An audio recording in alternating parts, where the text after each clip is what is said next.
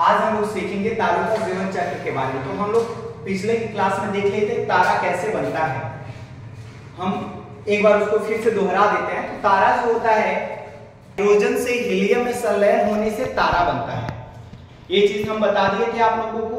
और तारा बनने से पहले वो गैसों का एक बादल होता है और वो पास ग्रेविटी के कारण आ जाता है, जिसे हम लोग नेबुला या हिंदी में निहारिका कहते हैं। और निहारिका बनने के बाद उसमें हाइड्रोजन का हीलियम में संलयन होता है और बनने से उस एक जलता हुआ चमकता हुआ पदार्थ पैदा होता है, जिसे हम लोग तारा कहते हैं। क्या कहते हैं? तारा। क्या बन गया ये? तारा। तारा बनने के बाद एक जो हाइड्रोजन से हीलियम की परिक्रमा है, जो संलयन है, एक ग्रेविटी के कारण होता है। और एक ग्रेविटी हमेशा गुरुत्वाकर्षण चलता रहता है।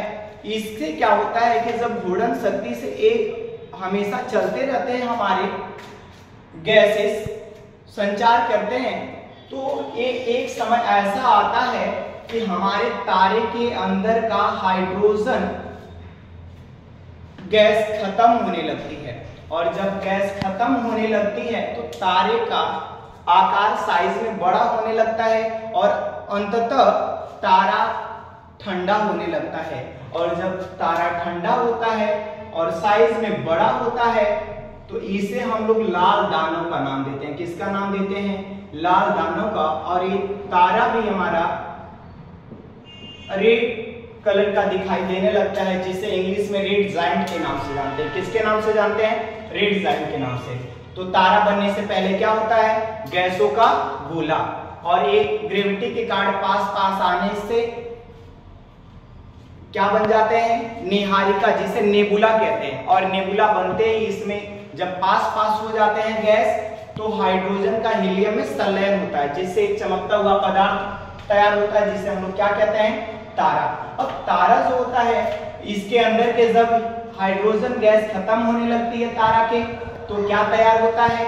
एक बुझा हुआ अर्थात हल्का, इसके अंदर का जब गैस खत्म हो जाता है तारा का, तो ये क्या तैयार होता है? लाल दानव, जिसे क्या कहते हैं? रेड जायंट कहते हैं। अब ये रेड जायंट से ही आगे चल के बौने तारे का विकास होता है। उस तारे को हम लोग कहते हैं श्वेत वामन। क्या बोलते हैं? श्वेत वामन।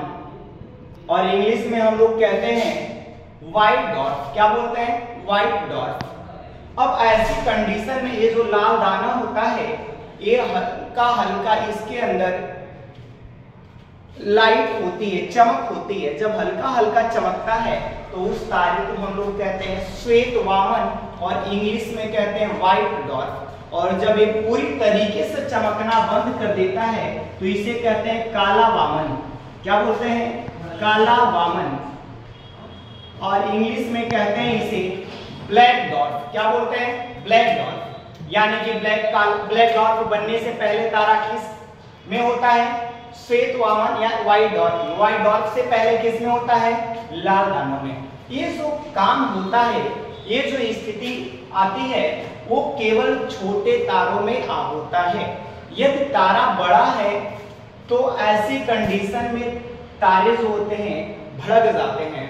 भड़कने की वजह से भड़कने का रीजन बस इतना ही होता है कि जो हाइड्रोजन होता है और हीलियम होता है, वो तारे के अंदर से खत्म हुए होते हैं और बाहर हाइड्रोजन का हीलियम में चलना, परिक्रमा करना ये जारी रहता है। और धीरे धीरे बड़े तारों में हीलियम गैस जो होती है वो कार्बन में कन्वर्ट होने लगती है। और जब कार्बन में कन्वर्ट होती है तो तारा विस्फोट करता है, जिसे हम लोग इंग्लिश में सुपरनोवा कहते हैं। क्या कहते हैं? सुपरनोवा।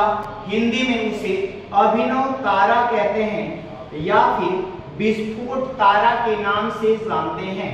ये जो अभिनव तारा होता है, ये विस्फोट होने पर तैयार होता है, जिसे विस्फोटक तारा या इंग्लिश में सुपरनोवा कहते हैं। अब यही तारा आगे चल के फिर विस्फोट होता है तो अलग अलग तरीके से तारा बनते हैं। पहला जो बनता है उसे हम लोग कहते हैं न्यूट्रॉन तारा, दूसरे को कहते हैं क्वेसर तारा और तीसरे को कहते हैं पल्सर तारा। तो इस तरह के तमाम तारे बनते हैं। ऐसा तारा जो अभिनव तारा के विस्फोट होने के बाद थोड़ा बड़ा साइज में तैयार होता है, बड़ा आकार लेता है, वो न्यूट्रॉन तारा बनता है। और जो चमकने का जिसमें गुण होता है उसे पल्सर तारा कहते हैं, और जिसमें चुंबकीय का गुण होता है उसे क्वेसर तारा कहते हैं। क्या कहते हैं? क्वेसर तारा।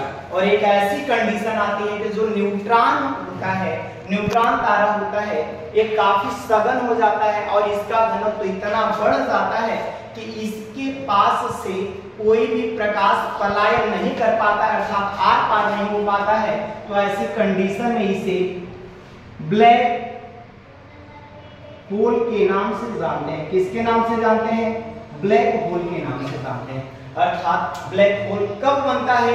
जब न्यूट्रॉन तारा बिल्कुल इतना सघन हो जाए कि उसका घनत्व तो इतना बढ़ जाए कि कोई भी प्रकाश उसके आसपास से पलायन नहीं कर पाए, तो क्या बन जाता है? Black hole. तो हमें बताइए कि हमारा सूर्य क्या आगे चल के क्या बनेगा? श्वेत वामन की अभिनव तारा। इसी चीज को बताने, ये चीज हमारी फाइनल नहीं हो पा रही थी कि हमारा क्या सूर्य भी श्वेत वामन बनेगा या अभिनव तारा बनेगा। इस चीज को, या फिर कौन से तारे श्वेत वामन बनेंगे, कौन से तारे अभिनव तारे होंगे। हम कहें कि अगर छोटा तारा होगा तो श्वेत वामन बनेगा, बड़ा तारा होगा तो अभिनव तारा बनेगा। अब इसमें कितने से छोटा होगा तो श्वेत वामन बनेगा, कितने से बड़ा होगा तो अभिनव तारा बनेगा। इसके लिए एक वैज्ञानिक थे विलियम एंडरसन और ई.सी. स्टोनर। ये दोनों वैज्ञानिक पहली बार 1930 में एक आकलन लगाए। वो आकलन मान्य नहीं हुआ तो फिर हमारे भारत के खगोल शास्त्रीय भौतिकीय सुब्रमण्यम चंद्रशेखर से ने उन्होंने बताया कि यदि हमारे सूर्य के द्रव्यमान से 1.5 गुना किसी तारे का द्रव्यमान होगा या उससे ज्यादा होगा तो वो आगे चल के विस्फोटक तारा अर्थात अभिनव तारा बनेगा। और यदि किसी भी तारे का द्रव्यमान 1.5 गुना से कम, सूर्य के 1.5 गुना से कम द्रव्यमान होगा तो वो आगे चल के श्वेत वामन बनेगा। यानी 1.5 गुना के लिए उन्होंने एक पॉइंट बनाई जिसे हम लोग कहते हैं 1.44 यानी कि 1.44 से यदि किसी तारे का द्रव्यमान कम होगा तो वो श्वेत वामन बनेगा। या उसके तो यह 1.44 को कुछ ऐसे बताया गया है कि सूर्य का द्रव्यमान इंटू 1.44, सूर्य का द्रव्यमान इंटू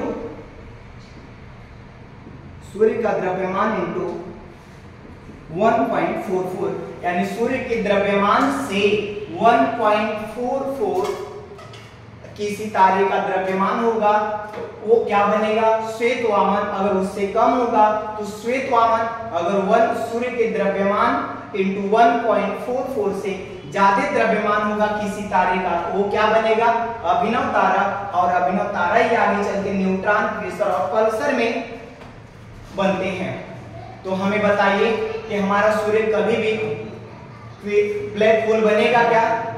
कभी नहीं बनेगा।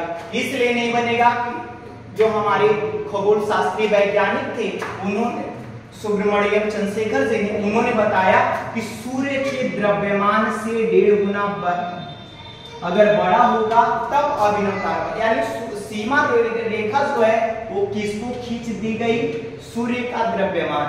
यानी कि अगर हमारा सूर्य का द्रव्यमान जो है वो सीमा रेखा के बराबर है या उसके अंदर है, इसलिए हमारा सूर्य जो होगा आने वाले समय में जब उसका लगभग, अभी तो सूर्य का जीवन चक्र बहुत बड़ा है, लगभग वो 5 अरब साल जिंदगी जी लिया है, 5-6 अरब साल अभी उसकी जिंदगी बाकी है। तो जीने के लिए तो जो अभी जिंदगी उसकी बाकी है वो जब बिता लेगा तो जब आगे चलेगा तो वो किस में कन्वर्ट होगा?